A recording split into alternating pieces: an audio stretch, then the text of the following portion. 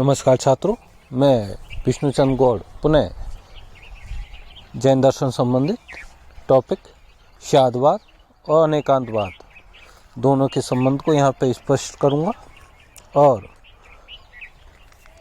जैन दर्शन के ही शादवाद संबंधी सिद्धांत सप्तभंगी न्याय को यहाँ स्पष्ट करूँगा। इससे पूर्व लेक्चर में हमने शादवाद और न्याय के बारे में जाना कि मनुष्य जब किसी वस्तु के संबंध में ज्ञान प्राप्त करना चाहता है तो मनुष्य अपनी परिस्थितियों के कारण किसी भी वस्तु का पूर्ण ज्ञान प्राप्त नहीं कर पाता। साथ ही इस संसार में अनेक तत्व है जिनको भी जानना मनुष्य के लिए पूर्णतः संभव नहीं है। केवल मनुष्य के जब सभी कर्म पुद्गल नष्ट हो जाए और वह पूर्ण मुक्ति प्राप्त कर ले तो ऐसा केवली ही ऐसा मोक्ष प्राप्त व्यक्ति ही पूर्ण ज्ञान प्राप्त कर सकता है। सामान्य मनुष्य तो वस्तु का केवल आंशिक ज्ञान ही प्राप्त कर सकता है। इसलिए जैन दर्शन अनेकांतवादी अपने दार्शनिक सिद्धांत को जब भाषा के माध्यम से व्यक्त करता है तो वह सप्तभंगी न्याय सिद्धांत देता है, जिसे शादवाद भी कहा जाता है। शादवाद में हमने यह भी पढ़ा कि शाद शब्द का प्रयोग करने से वह न्याय ज्ञान जो है या किसी वस्तु का जो आंशिक ज्ञान है वह प्रमाण की कोटि में आ जाता है। अनेकांतवाद और शादवाद में क्या संबंध है तो यहाँ देखते हैं। अनेकांतवाद जैन दर्शन के तत्वमीमांसा से संबंधित सिद्धांत है, जबकि शादवाद जैन दर्शन का ज्ञान मीमांसीय सिद्धांत है। इसी प्रकार अनेकांतवाद का सौम्य आधार नीति है, अर्थात वह जैन दर्शन का मौलिक सिद्धांत है, जबकि शादवाद की पृष्ठभूमि में ही अनेकांतवाद संबंधी सिद्धांत आता है। यहाँ अनेकांतवाद को ही जब हम भाषा के माध्यम से व्यक्त करते हैं तो कह सकते हैं वह सिद्धांत शादवाद है। अब ये सप्तभंगी न्याय जो जैन दर्शन में सिद्धांत माना गया है ये क्या होता है इसके बारे में देखते हैं। सप्तभंगी न्याय इसका अर्थ है किसी वस्तु के विषय में परामर्श या न्याय के 7 प्रकार, अर्थात किसी भी वस्तु का जब हम ज्ञान प्राप्त करते हैं तो उसके कहने के या उसको भाषा के माध्यम से व्यक्त करने के 7 प्रकार हो सकते हैं। सप्तभंगी न्याय द्वारा किसी वस्तु के नानाविध धर्मों का निश्चय किया जा सकता है। यह बिना किसी आत्मविरोध के अलग अलग या संयुक्त रूप से किसी वस्तु के विषय में प्रदान या निषेध करते हैं।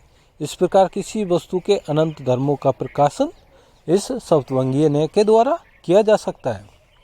वस्तु के विषय में शाद पूर्वक किए जाने वाले 7 परामर्श या न्याय निम्नलिखित है। शाद अस्ति, शाद नस्ति, शाद अस्ति च नस्ति च, शाद अस्ति नस्ति अवक्तव्य च, शाद नस्ति अवक्तव्य, शाद अस्ति अवक्तव्य और शाद अस्ति नस्ति अवक्तव्य। ये 7 प्रकार के न्याय दिए गए हैं। इनमें से प्रथम जो न्याय है वह है शाद अस्ति, अर्थात शाद है, अर्थात किसी वस्तु का धर्म या किसी वस्तु का अस्तित्व किसी विशेष देश काल परिस्थिति के अनुसार भावात्मक रूप से अस्तित्वमान है, तब हम कहते कि वह गुण शाद अस्ति है। यह प्रथम भंग है। यदि हम घड़े के संबंध में इसे प्रयुक्त करें तो इसका अर्थ है कि शाद घड़ा कमरे में है। इससे बोध होता है कि वह मिट्टी का बना हुआ घड़ा एक विशेष आकार और प्रकार का वर्तमान समय में कमरे में विद्यमान है। यह भावात्मक वाक्य है। तो किसी वस्तु के अस्तित्व का हम जब विधान करते हैं, यदि उससे पूर्व हम शाद अस्ति शब्द का प्रयोग करें तो हमारा ज्ञान प्रमाण की कोटि में आएगा। अब दूसरे सप्तभंगी न्याय को देखते हैं। शाद नस्ति अर्थात घड़े के संबंध में नस्ति बोधक परामर्श इस प्रकार होता है। शाद घड़ा नहीं है, इसका अर्थ है कि विशेष रंग रूप का एक घड़ा एक विशेष समय में उस स्थान पर नहीं है जहाँ के लिए उसके संबंध में परामर्श हुआ है। यह कथन किसी वस्तु के अभाव को सूचित करता है।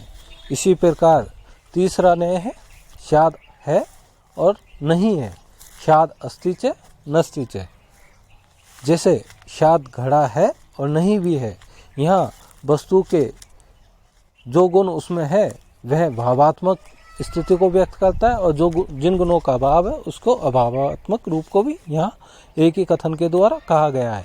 इसमें स्वरूप, द्रव्य, स्थान और काल की दृष्टि से घड़े का विधान किया जाता है, लेकिन पर रूप, द्रव्य, देश, काल की दृष्टि से वहाँ उस घड़े का भी निषेध किया जाता है। जैसे मान लीजिए कोई घड़ा सफ़ेद रंग का है तो वहाँ उस घड़े के सफ़ेद रंग को व्यक्त किया गया है और उसके अन्य जो रंग होते हैं काला, पीला, नीला, उन सब का निषेध किया गया है। तो इस प्रकार स्याद् अस्ति नस्ति च कहने से घड़े के भावात्मक और अभावात्मक दोनों रूपों को यहाँ एक ही कथन के द्वारा स्पष्ट किया गया है, इसलिए यह भी प्रमाण की कोटि में आता है। इसी प्रकार चौथा न्याय है स्यात् अव्यक्तव्य है। यहाँ अव्यक्तव्य शब्द का एक विशेष अर्थ है कि एक साथ कह सकने में असमर्थता, अर्थात वस्तु चूँकि अनेक गुणों वाली होती है अतः उसके सभी गुणों को एक ही वाक्य के द्वारा कहना असंभव है। इसीलिए दृष्टि भेद से किसी वस्तु में अस्तित्व और अनस्तित्व दोनों होते हैं, किंतु भाषा की सीमा के कारण हम विरोधी गुणों का निर्वचन एक साथ नहीं कह सकते। इसी कारण उस अवस्था में वस्तु को स्याद् अव्यक्तव्य कहा जा सकता है। पांचवा न्याय है या पांचवा सप्तभंगीय जो न्याय है उसे कहते हैं स्याद् अस्ति अव्यक्तव्य च, अर्थात यह प्रथम न्याय और चतुर्थ न्याय को मिलाने से बना है।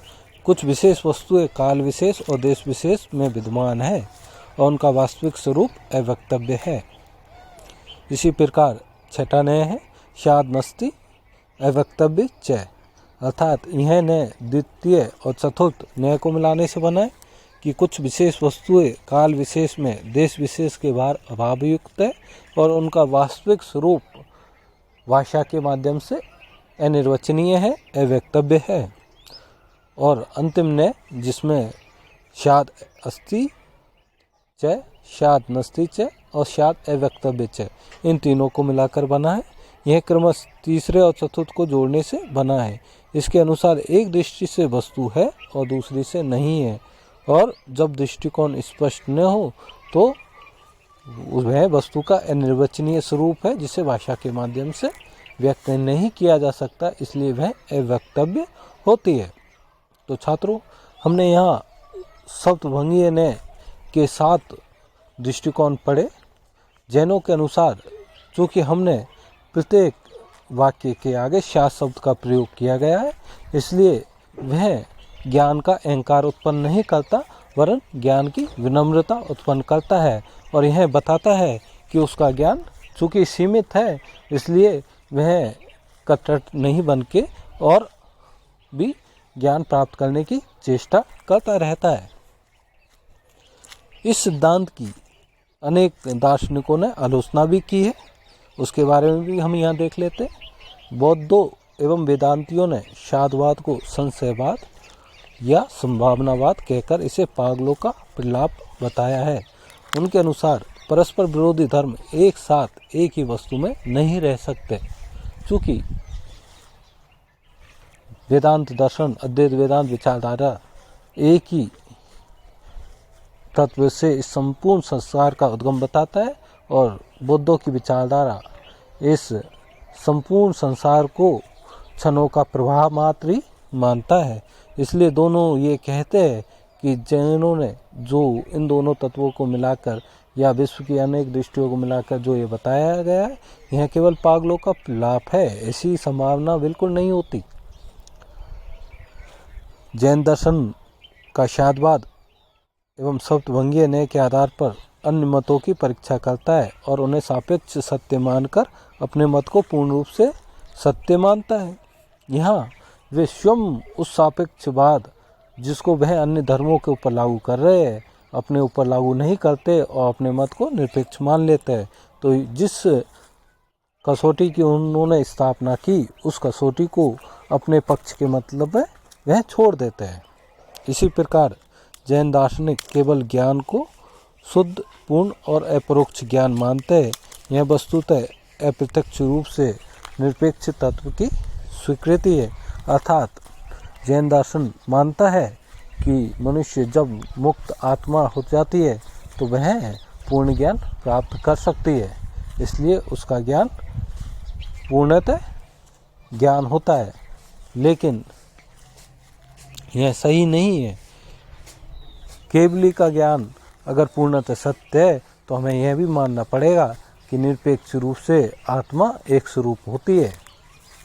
अतः जैन दर्शन के द्वारा अन्य मतों के द्वारा जो खंडन किया गया है वह पूर्णतः उचित तो नहीं है, लेकिन उसमें कुछ न कुछ सत्यते अंश का पक्ष छुपा हुआ है। साथ ही जैन दर्शन का जो अनेकांतवाद है या सौतभंगीय न्याय और स्यादवाद है, इसका अपने आप में बहुत महत्वपूर्ण स्थान है। इसका क्या महत्व है हम देखते हैं। स्यादवाद जैनों की उदारता एवं सहिष्णुता का परिचायक है, जो अन्य मतों को भी आंशिक रूप से सत्य मानता है। धार्मिक संघर्ष, दार्शनिक मतभेद एवं अन्य विवादों के समाधान एवं निराकरण के लिए यह एक उदार मार्ग प्रस्तुत करता है। अर्थात जैन दर्शन सहिष्णुता और समन्वय की पूर्णतः स्थापना करता है। इस प्रकार हम देखते हैं कि जैन दर्शन एक उदार दर्शन है, जिसमें अन्य सभी धर्मों का, अन्य सभी दर्शनों का आदर सत्कार किया जाता है और वह यह मानते हैं कि सत्य के अनेक पक्ष हो सकते हैं और उसको हर व्यक्ति अपने अपने दृष्टिकोण से दर्शन कर सकता है। तो छात्रों, हमने यहाँ सौतभंगीय न्याय को पढ़ा। इससे आगे हम जैन दर्शन के अन्य जो सिद्धांत है उनका अध्ययन करेंगे। धन्यवाद।